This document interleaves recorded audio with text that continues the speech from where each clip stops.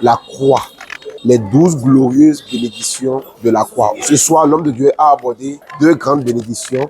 La première, c'est que la croix a été l'instrument de la défaite ultime et glorieuse de Satan.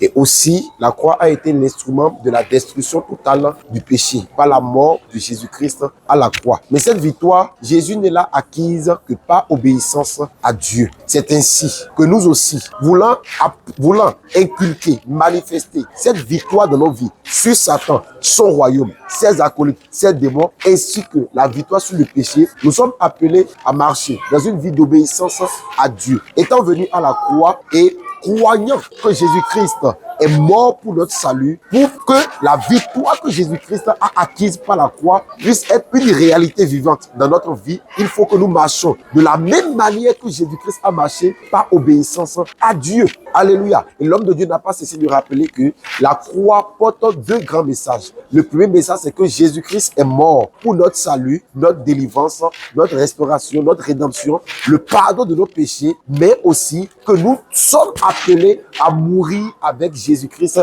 à la croix. Et il a précisé qu'il n'y a pas encore introduit dans son message le deuxième grand message de la croix. Il est toujours au niveau du premier grand message de la croix. Et il nous appelle vraiment à rester attentifs. Aussi, tous les bénéfices, tous les avantages, tous les héritages qui sont liés à notre foi en Jésus-Christ, le Saint-Esprit en est le gage. C'est lui qui nous donne la garantie que nous pouvons recevoir et vivre selon tous ces héritages. Alors nous devons le chérir, nous devons l'entretenir, nous devons le garder en nous. Et bien sûr, nous n'avons pas encore commencé les enseignements sur le Saint-Esprit. Ce ne sont que des introductions.